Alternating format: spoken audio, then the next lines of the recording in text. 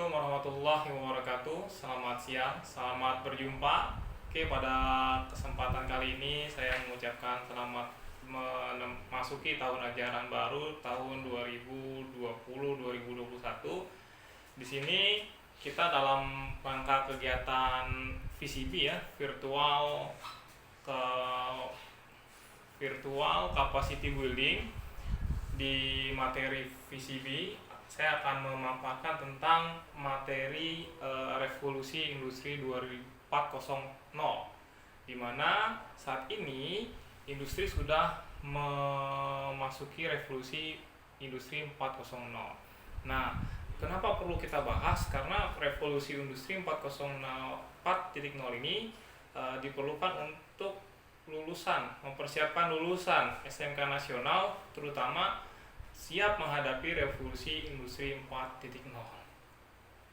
Oke, dalam revolusi industri yang pertama perlu kita ketahui adalah bahwa yang namanya skill itu ada yang namanya hard skill dan ada yang namanya soft skill. Kalau hard skill ini berhubungan sama knowledge, pengetahuan. Kemudian ada lagi yang namanya keterampilan. Tapi kalau soft skill ini berhubungan sama sikap, ada disiplin, kemudian rajin, dan lain-lain. Kenapa perlu kita bahas ini? Saat ini industri itu tidak lagi memerlukan orang-orang yang pintar, cerdas, karena orang-orang yang pintar, orang-orang yang cerdas itu bisa kita bangun, bisa kita bina. Kalau nggak bisa kita bina ya tinggal kita binasakan, nggak perlu repot-repot, gitu aja kok repot kan gitu. Lalu yang perlu kita tekankan adalah soft skill. Soft skill ini kedisiplinan, kemudian sopan, santun, rendah hati dan sebagainya. Itu perlu kita bangun, perlu kita lakukan pembinaan. Makanya ada dalam industri itu yang masih diterapkan pada revolusi industri 4.0 ada yang disebut sebagai 5S atau 5R. Ya, kalau 5R berarti ini ada rajin gitu ya, ada rawat, kemudian ada ringkas, kemudian ada arsik. 1, 2, 3, 4. Yang kelima adalah rajin, rawat, ringkas, resik, rapi. Bagaimana kalian bisa menerjemahkan ataupun dari 5 poin yang ada ini bisa diterapkan dalam kehidupan sehari-hari? Nah, inilah yang saat ini sedang ditekankan baik di revolusi 4.0 maupun yang sebelum-sebelumnya, bagaimana bisa menguasai 5R atau 5S. 5R itu tidak hanya berhubungan soal kebersihan, tapi bagaimana kita bisa merawat, bisa memilah dan lain sebagainya untuk memberikan efisiensi, efektivitas terhadap suatu pekerjaan yang kita lakukan. Nah, selain 5R ada yang lain dari IR 4.0, yaitu Kaizen atau perbaikan yang berkelanjutan.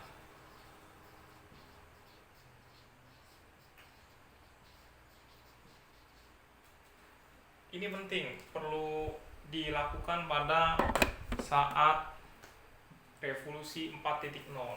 ini tidak akan habis atau tidak akan lekang dimakan oleh waktu, karena Kaizen ini selalu ada, selalu diterapkan di industri manapun. Tidak hanya di industri, ketika kita sudah memahami yang namanya Kaizen, maka kehidupan di sehari-hari kita pun sangat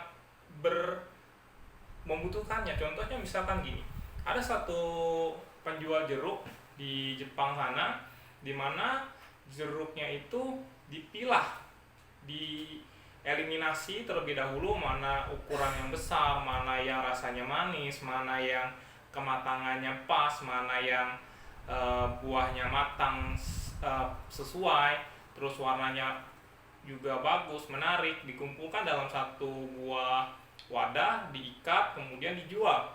Ini lebih memberikan efektivitas saat seseorang membelanja, tidak perlu lagi melakukan pemilahan, tinggal orang ambil, bayar. Ini lebih efektif. Nah, di situ menerapkan 5S tadi ke dalam Kaizen. Ada efektivitas, ada yang namanya resik, ada pemilahan di situ. Oke, itu contohnya. Nah, nanti bagaimana dalam kehidupan sehari-hari kalian bisa menerapkan Kaizen juga, atau bisa melakukan perbaikan yang berkelanjutan atau berkesinambungan. Oke, baik. Contoh lain dari penerapan Kaizen ini adalah, nah, sebelum masuk ke dalam contoh-contoh lain dari Kaizen, sekarang ke pengertian Kaizen itu sendiri. Ya, ini ada dua kata, ada Kai dan Zen. Kai ini artinya change. Change itu apa ya? Change itu berubah ya. Berubah seperti Ultraman, berubah. Ultraman yang berubah. Enggak, bukan gitu. Pokoknya berubah lah ya. Terus Zen. Zen ini adalah good. Good itu kalau di bahasa Indonesiain jadinya baik. Baik. Maka kalau disatukan seperti yang tadi sudah disampaikan di awal, bahwa Kaizen adalah perubahan yang berkelanjutan, perubahan kebaikan yang berkelanjutan.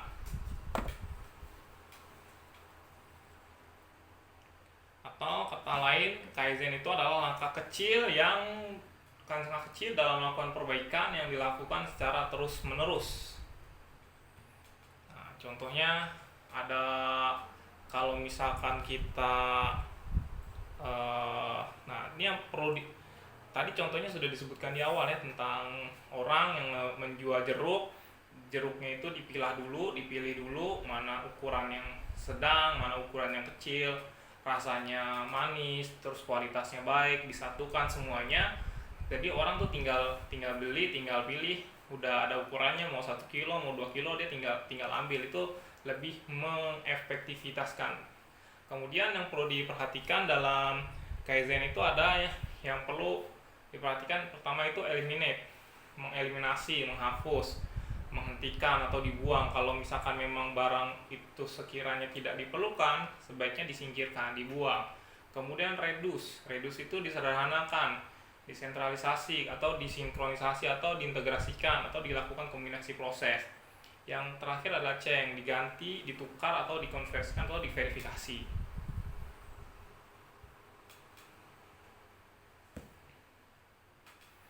Ya, misalkan contoh yang berikutnya, kita punya rak sepatu ya. Ini ada rak sepatu gini ya, kotak. Saya contohin ada 2 rak sepatu gitu kan.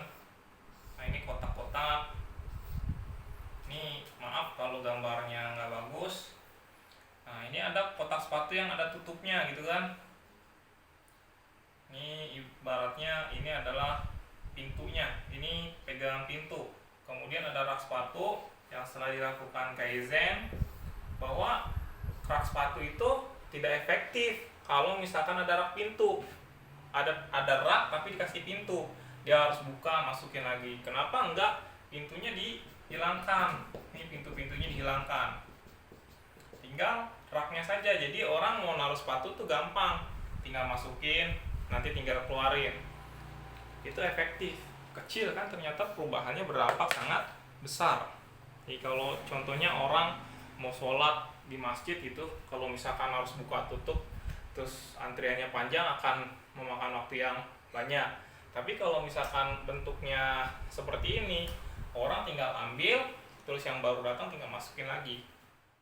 Nah, terus contoh yang selanjutnya, kalau kalian melihat zebra cross gitu ya di daerah simpangan, lampu merah dan lain sebagainya, di zaman dulu itu mungkin zebra cross bentuknya gini.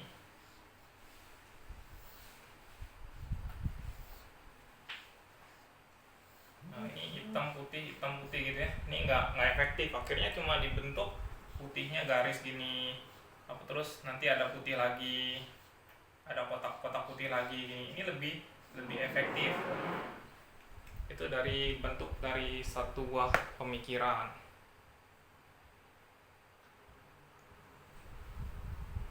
Nah, untuk bisa lebih sederhananya, nanti saya akan berikan materi tentang Kaizen dan juga tentang A3 report, di mana kalian di situ diminta untuk mencari permasalahan yang ada di sekitar kalian, terus bagaimana kalian bisa mencari atau bisa menyelesaikan masalah yang ada.